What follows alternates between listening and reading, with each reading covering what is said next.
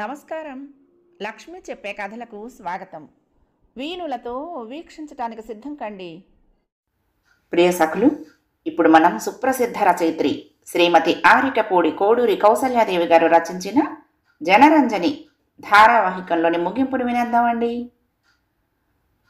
ఉన్నంతసేపు అలాగే ధుమధుమలాడి రుసరుసలతో నిష్క్రమించింది జయమ్మ.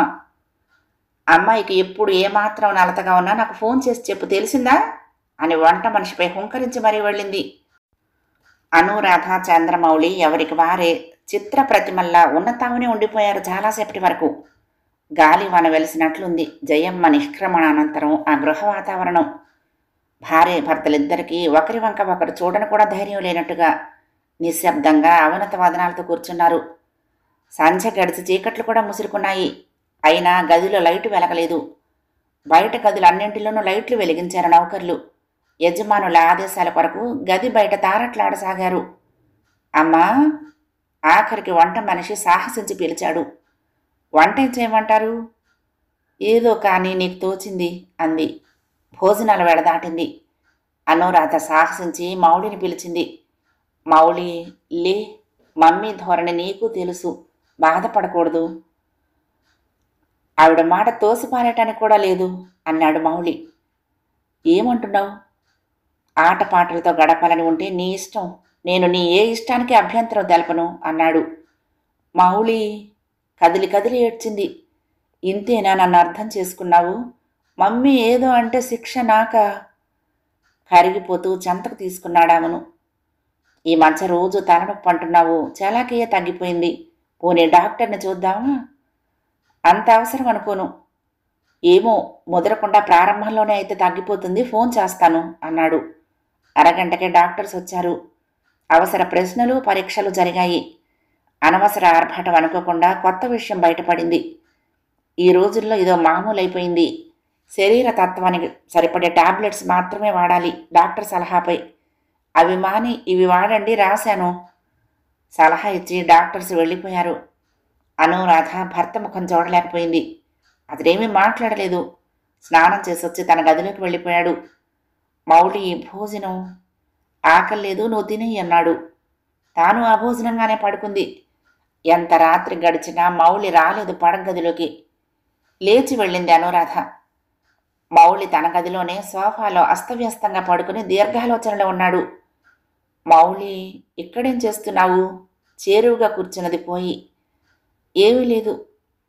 నిద్ర రావటం లేదా? అందుకే ప్రయత్నిస్తున్నాను. ఇక్కడ పడుకుంటావా? గదిలోకి ఎందుకు రావు? నా మీద కోపమా? అతడి 2 చేతులు ఒడిలోకి తీసుకుంటూ అడిగింది. లేదు, అది జన్మజన్మలకు లేదు అన్నాడు. మరి ఏమిటి అలుక? నీకు నా వల్ల బాధ, అసౌఖ్యమో కలగరాదని. మౌళి, ఏముంటున్నావు? స్వరకంపనతో దుఃఖం గోచరమైంది. చెప్పు మౌళి, నా వల్ల తప్పు ఉంటే దిద్దుకుంటాను. నా నుండి నీకు దాపరికాలుంటాయని ఎప్పుడూ అనుకోలేదు అను. డాక్టర్ చెప్పిన విషయం కొత్తగా, నీకు పరాయివాడినిగా వినవలసి వచ్చింది అన్నాడు. అది నీకు చెప్పవలసిన అవసరం ఉంటుందని అనుకోలేదు, క్షమించు.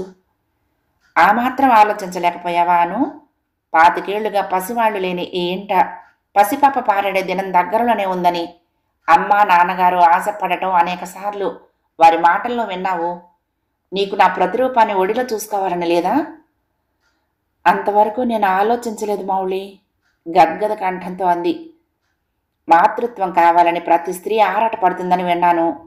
స్త్రీ వలనే పురుషుడు కూడా తన ప్రథమ సంతానాన్ని చూసుకోవాలని ఆత్రంగా ఎదురు చూస్తాడు. ఆ వంశాంకురం తన గుండెలపై ఆడుతూ ఉంటే గర్వంతో పరవశించిపోతాడు. ఈ కనీసపు ఆనందానికి నన్నెందుకు అనర్హుణ్ణి చేయాలనుకున్నావు? నాకు తెలియకుండా రహస్యంగా ఈ నిరోధక మార్గాలను నేర్చుకున్నావా? మతిభ్రంశ వలె మాట లేక తదేకంగా చూడసాగింది. పురుషుడిలో కూడా ఇంత సుందరమైన, సులలితమైన భావాలు దాగుంటాయా? నా సెంటిమెంట్స్, నా ఆశలు ఏమైనా కానీ నీ ఇష్టమే నా ఇష్టం. నువ్వు అవన్నీ వాడి ఆరోగ్యం పాడు చేసుకోవలసిన కష్టం కలగనీయను. ఇక మన గదులు విడిగా ఉండని. నీ అభిమతం ఇదని తెలిస్తే ఏనాడో దూరంగా ఉందును అన్నాడు. మమ్మీ ఒకనాడు తెచ్చిచ్చింది, కొంతకాలం బాధరపంది లేకుండా. కాదు, కొంతకాలానికైనా నీ మనసు మారొచ్చు. నటివి కావచ్చు మరలా. అందుకై అందం తరగరాదని ఇచ్చారు. నా నుంచి గోప్యంగా ఉంచమని కూడా చెప్పారు అన్నాడు.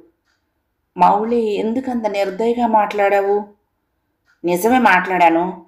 మాటి మాటికి అమ్మల ఆజ్ఞలకు కనుసన్నలకు జడిసే అస్వతంత్రులు సంసారాలు చేయలేరు, సుఖాలు పొందలేరు.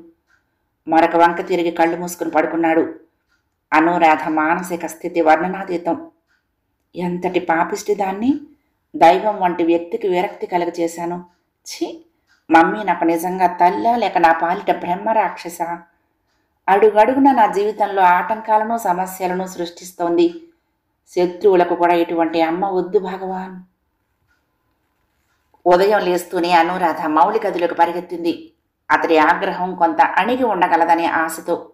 కానీ అతడు అప్పటికి చాలా ముందుగానే లేచి తయారై ఎక్కడికో వెళ్ళిపోయినట్లు తెలిసింది. క్షమార్పణ కోరినా క్షమించలేకున్నాడా మౌళి నన్ను?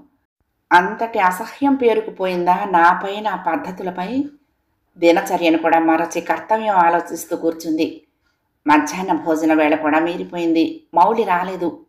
అతడి కార్యాలయానికి ఫోన్ చేసి అక్కడ లేడనే సమాధానం పొందింది. మీరు భోజనం చేయండి, వంట మనిషి పిలువ వచ్చింది. ఎవరికి అనుమానం కలగరాదనే ఉద్దేశంతో తాను భోజనానికి లేచింది. నౌకర్లందరి కళ్ళు పూర్వం కంటే అధికంగా తనపై నిలిచినట్లు, హేళనగా చూస్తున్నట్లు అనిపించింది. అది కేవలం తన మనస్థితిని అనుసరించిన అనుమానం మాత్రమేనని సరిపెట్టుకోవాలనుకున్నా సాధ్యం కాలేదు.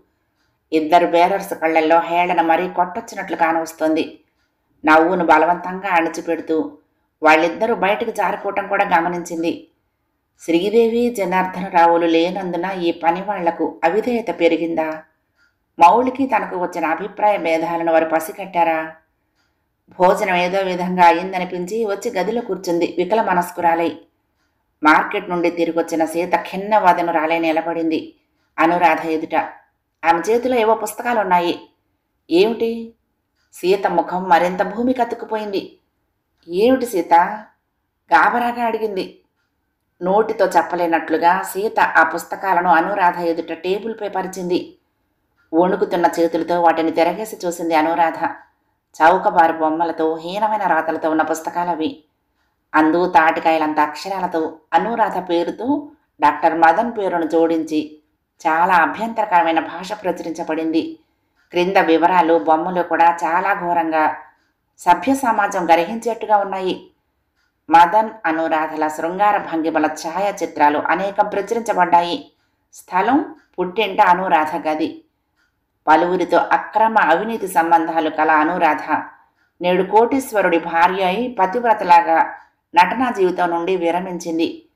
ఈ పంచవన్నెల చిలుక ఈ పసిడి పంజరంలో పతివ్రతగా ఎన్నాళ్ళు గడపగలదు? మువ్వల గలగలలతో పలువురిని అలరించిన పాదాలు ముక్కు మూసుకుని ఒక్కని పంచన ఎంతకాలం కట్టుబడి ఉండగలదు? ఇటువంటి విపరీత వ్యాఖ్యానాలతో, అసభ్యతా పదజాలంతో నిండిపోయి ఉన్నాయి ఆ పత్రికలన్నీ. పుస్తకాలు చేతి నుండి జారిపడ్డాయి. అనురాధ శరీరం శయ్యపై వాలిపోయింది, స్పృహను కోల్పోయి. అమ్మాయి గారు, అమ్మాయి గారు! సీత రోదిస్తూ అనురాధకు స్పృహొచ్చేటట్లు చేయటానికి శైత్యోపచారాలు చేయసాగింది. కొంత తడవకు కర్తవ్యం స్ఫురణకొచ్చినట్లుగా మౌళికి ఫోన్ చేయటానికి ప్రయత్నిస్తూ ఉండగా అనురాధ నీరసంగా కళ్ళు తెరిచింది. ఫోన్ చేయొద్దని వారించింది సీతను నీరసంగా. ఇక ఆయన నా ముఖం చూస్తారా సీత? ఎందుకు పిలుస్తావు? బేలగా విలపించింది. దిక్కు తోచనట్లు సీత కూడా ఏడవసాగింది. అదేవతో అచ్చం నాలాగనే ఉంది. నేను కాదంటే నువ్వైనా నమ్మగలవా సీత? నేనే పాపం ఎరగను. నాకు తెలియదుటండి. మంచివాళ్ల పేరు పాడు చేయటానికే ఇటువంటి వాళ్ళు ఎన్నైనా చేస్తారు. మనిషిని పోలిన మనుషులుంటారని అందరికీ తెలుసు. ఎవరు నమ్ముతారివి? అంది. మౌనంగా ఉండిపోయింది అనురాధ. అది మీకదే అమ్మాయి గారు, అన్నీ అంత స్పష్టంగా. అదే ఆలోచిస్తున్నాను సీత. వాళ్లతో కలిసి మమ్మీ ఇంత ఘాతుకానికి ఒడిగట్టింది. క్షమించండమ్మా, తల్లి అలా చెయ్యదు ఎంత మనస్పర్ధలు ఉన్నప్పటికీ అంది సీత. మమ్మీ సహకారం లేనిదే నా గది ఫోటోలు ఎవళ్ళు తీయగలరు? వల్లి ఉన్నది కదమ్మా, గాది కింద పందికొక్కులాగా, ఇది దాని పనే.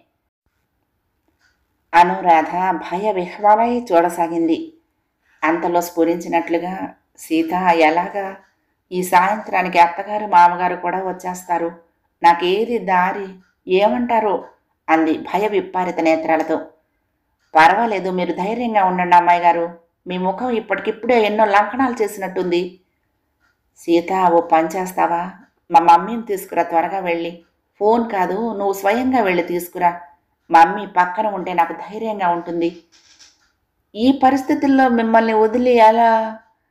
నాకేం, ఈ గదిలోనే ఉంటాను.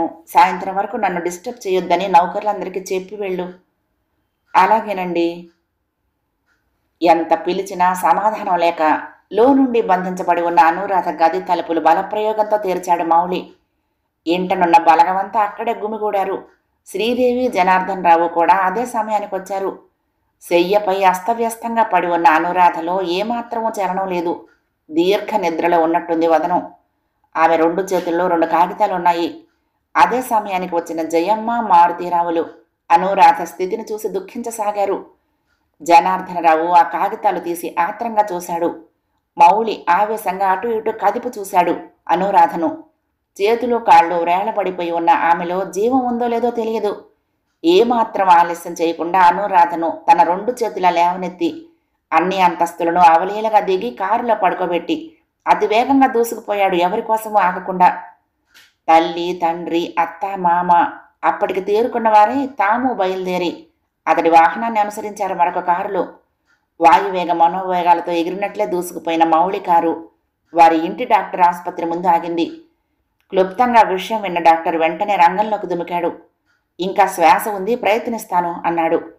డాక్టర్, ప్లీజ్ నన్ను ఇక్కడే ఉండనియండి. మౌళి పసివాడిలా బ్రతిమాలసాగాడు. జనార్దనరావు బలవంతంగా బయటకు తీసుకొచ్చాడు కొడుకుని. మౌళి, ధైర్యంగా ఉండు, ఇటువంటి పరీక్షలకి తట్టుకోవాలి అని కుమారుడికి అనునయంగా బోధిస్తూ సాంత్వన పరుస్తున్న భర్తను ఆశ్చర్యంగా చూసింది శ్రీదేవి. ఆ తండ్రి తనయుల నడుమ అంతటి సమరసత వాత్సల్యాలను అంతకుముందు ఎన్నడూ చూసి ఉండలేదామె. అప్పుడు చూశాడు చంద్రమౌళి లబో దిబోమని ఏడుస్తున్న జయమ్మను. మాటిమాటికి చేతిలో ఉత్తరాన్ని పిచ్చిదానిలా చూసుకుంటోంది. మమ్మీ, డాడీ, కూతురు జీవితంతో మీ అంత గొప్పగా ఏ తల్లి తండ్రి ఆడుకుని ఉండరు. అలా భవిష్యత్తులో జరగబోదు కూడా. నా మరణంతోనైనా మీ ధనదాహం చల్లారాలి. మీ ఆజ్ఞ మేరకు ఆడి పాడి గెంతి మీకు లక్షలు లక్షలు కూర్చాను. కానీ శీలం కోల్పోలేదని మీకు తెలుసు, అందరికీ తెలుసు. నా కన్న తల్లివై ఉండి మదన్, నాగేంద్రల కుట్రకు మద్దతునిచ్చావు. నాగేంద్రం నన్ను మాటిమాటికి ఫోన్లో బెదిరించినా లొంగి రాలేదనే కక్షతో నీతో చేతులు కలిపాడు. ఎటువంటి చావైనా రావచ్చు, కానీ నాలా కన్నతల్లిని అసహించుకుంటూ చావలసిన నికృష్టపు చావు ఎవ్వరికీ రాకూడదు అను. మౌళి, రాత చేతిలో ఈ ఉత్తరం ఉంది చూడు. జనార్దనరావు ఇచ్చిన లేఖను ఆత్రంగా చదివాడు మౌళి. నా మౌళి, ముందుగా నా నమస్కారం స్వీకరించు. ఎప్పుడూ నువ్వు అనుకుంటూ సరి సమానంగా గడిపిన వీడ్కోలు సమయంలో దైవం లాంటి నీకు నమస్కరించాలనిపిస్తోంది. నా కోసం దుఃఖించవద్దు, నీ ప్రవర్తనకై బాధపడొద్దు. అన్నీ అలా జరిగిపోయాయి, అంతే. వాళ్ళు రాసిన చెత్తంతా నమ్మే సంకుచితత్వం నీలో లేదని నాకు తెలుసు. ఆ భయంతో నేను పారిపోవటం లేదు. దేవీ దేవతల వంటి అత్త మామగారులు, నా పాలిట అపర దైవమే అయిన నువ్వు కొలువుదీరి ఉన్న ఈ పూజా మందిరంలో నా వంటి గెడ్డి పువ్వు శోభనీయ జాలదని ఆలస్యంగా తెలుసుకున్నాను. అందుకే ఈ నా నిష్క్రమణ. మౌళి, భౌతికమైన ప్రేమ ఎంతకాలం కలిసి జీవించినా సరే పరిపూర్ణం కాజాలదు. ఏదో ఒక కారణం వలన కలతలు ఏర్పడి ప్రేమ మరుగున పడిపోతుంది. మరణం శారీరకంగా మానవులను దూరం చేసినా అతి సన్నిహితులను చేస్తుంది. ఇప్పుడున్న చిన్న చిన్న మనస్పర్ధలను మరిచి ఎల్లప్పుడూ నా గురించి ప్రేమగా తలకొస్తావు. ఆ ప్రేమ వలన నీ మానసిక అంబరంలో నిత్యతారకనే నిలుస్తాను. సాలెగూడులో చిక్కుకున్న పురుగు చందమైంది నా బ్రతుకు కళారంగంలో. నేను నటిననే విషయం నేను మరచినా ప్రజలు మరవనియరు. కనీసం కన్నవారు, కట్టుకున్నవారు అయినా విస్మరించరు. జనరంజని స్వజనరంజని కాజాలదని నా అనుభవాలు గుర్తింపచేశాయి. నా తోటి సహజీవనంలో నీవు తీపి కంటే చేదునే అధికంగా పొందావు. నిత్య సంఘర్షణతో కుమిలిపోతున్నాం ఇరువురు. ఇద్దరి బాధలకు విముక్తి నా విరమణ మాత్రమే ప్రసాదించగలదు. నాతో గడిపిన జీవిత ఘట్టం ఒక మధుర స్వప్నంగా గుర్తుంచుకోమని అడగలేను, కానీ పీడకలగా మాత్రం మర్చిపోవద్దు. నీకు నచ్చిన వారితో జీవితం హాయిగా కొనసాగించమని కోరుతూ అనురాధ. దుఃఖం కట్టలు తెంచుకున్న మౌళికి అంతలోనే ఆవేశం కలిగి పిడికిండ్లు బిగుసుకున్నాయి. మెరుపులాగా పోయి కారును వెంటనే బయలుదేరదీశాడు ఆఘ మేఘాలపై, తల్లిదండ్రులు వారించే అవకాశం లేకుండానే.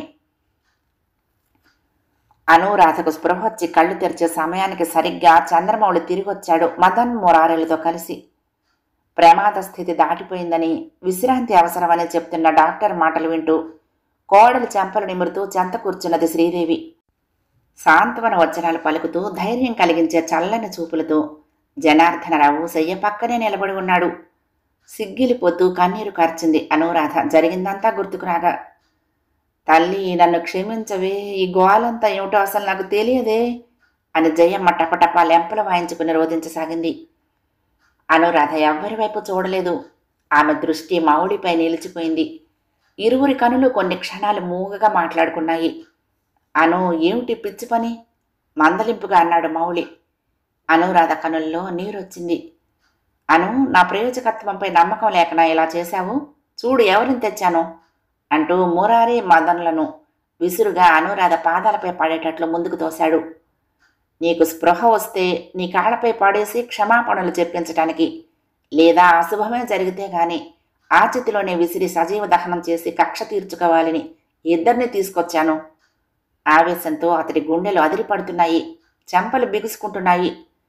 మురారి మదన్లు నిలువునా నీరు గారిపోతూ అనురాధ పాదాలన్నట్టు క్షమాపణలు అడిగారు.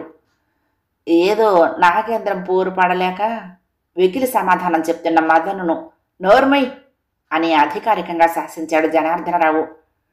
ట్రిక్ ఫోటోగ్రఫీ ఉంటుందిలేండి, దాని సహాయంతో చేసుంటాడు నాగేంద్రం, మాకేమీ తెలియదు అంటున్న మురారిని చెంపదెబ్బతో సత్కరించాడు జనార్దనరావు.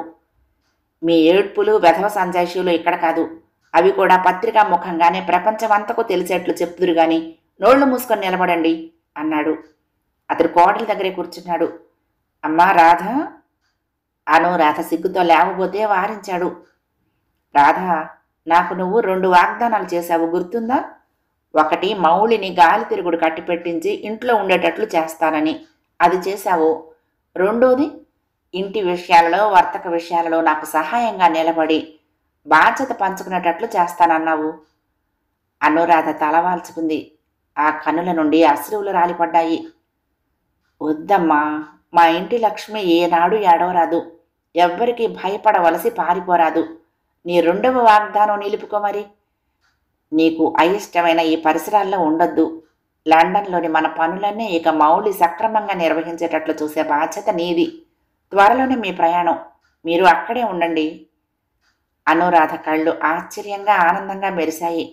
అంతలోనే భర్త వంక తిరిగాయి. మౌళి ఏదో ఆలోచిస్తున్నట్లు నిలబడి ఉన్నాడు. శ్రీదేవి కల్పించుకుంది. అంగీకరించు మౌళి, అక్కడ మీ ప్రశాంతతను భంగపరిచే వారెవ్వరూ ఉండరు. అను మనసు హాయిగా ఉంటుంది. మేమే వస్తూ ఉంటాం మిమ్మల్ని చూడటానికి.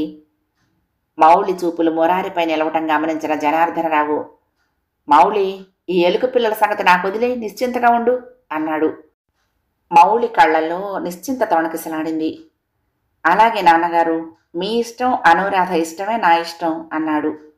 అనురాధ కళ్ళల్లో అంతకు పూర్వం ఎన్నడూ కనిపించని 1000 జ్యోత్సనల కాంతి దృగ్గోచరమైంది. అనురాగంతో చూస్తున్న మౌళి నేత్రాలలో ఆమె కళ్ళు కలిశాయి. భవిష్యత్తులో గడపబోయే నందనవన సీమలను ఊహించుకుంటున్న ఇరువురిని ఏకాంతంగా వదిలి అందరూ బయటకు నడిచారు. నవల సమాప్తం. ప్రియ సఖులు, ఈ నవల మీకు నచ్చితే తప్పకుండా లైక్ చేయండి, షేర్ చేయండి, కామెంట్ చేయండి, సబ్స్క్రైబ్ చేసుకుని నన్ను ఎంకరేజ్ చేయండి. ఉంటానండి. ప్రేమతో లక్ష్మి, కృష్ణాతీరం దుర్గమ్మ సన్నిధానం. నమస్తే.